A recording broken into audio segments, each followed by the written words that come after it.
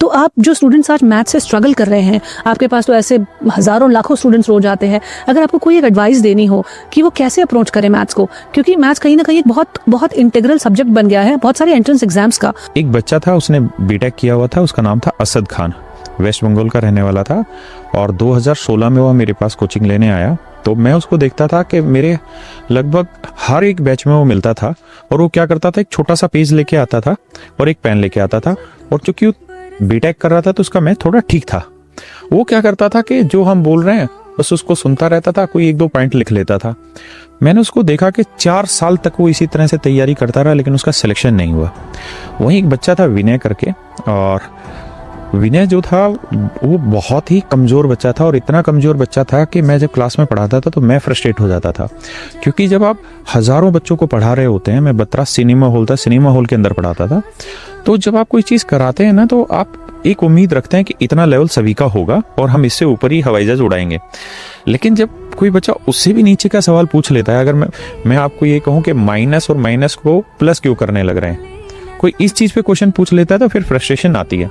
तो मैं उसको क्लास में हमेशा कहता था विनय को कि तू ढक्कन है, तेरा ऊपर की खोपड़ी उड़ी हुई है, तुझे कुछ नहीं आता, तेरा सिलेक्शन नहीं होगा, टाइम पास करने लग रहा है। तो हम ऑफलाइन पढ़ाते थे, तो सुबह 8 बजे पढ़ाना शुरू करते थे और रात के 9 बजे तक बैचेज रहते थे।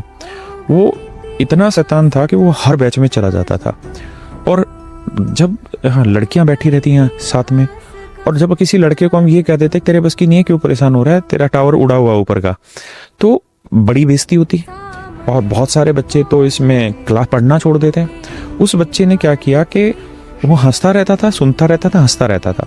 जब हम किसी क्लास में जाते देखते थे और वो बैठा हुआ दिखता था तो फिर मना रहे, फिर आ गया यार यहाँ पे, ऐसी फीलिंग्स आती थी। लेकिन वो लगातार लगा रहा, वो उसके मतलब लगातार करता रहता, हर एक क्लास को करता रहता, हर छोटी से छोटी चीज़ को पूछता करता चला जाता। लगभग 2 साल लगे उसको, और 2 साल बाद रात को एसएससी का रिजल्ट आया, और मेरे पास करीबन 11 बजे के आसपास एक बच्चे का फ़ोन आया। तो मैं उसको ढक्कन बोलता था कि तू ढक्कन है, तेरे बस की कुछ करना नहीं है। उसका फ़ोन आया, बोला कि रोने लग गया कि सर पहचाना मैं कौन हूँ? मैंने कहा नहीं, कौन है? कह रहा मैं इनकम टैक्स इंस्पेक्टर हूँ। तो मैंने कहा मतलब? कह रहा सर मैं वही ढक्कन हूँ जिसको आप कहते थे तेरे टावर उड़ गए, विनय मेरा नाम है। मैं उस दिन इतना रोया, इसलिए नहीं कि उसका सिलेक्शन हो गया, इसलिए रोया कि मुझे खुद पे दुख था कि मैं एज ए टीचर उस लड़के की कितनी इंसल्ट करता था कि तेरे बस की नहीं पढ़ना, और वो लड़का सिर्फ एक ही चीज़ करता रहा, लगातार प्रैक्टिस करता रहा।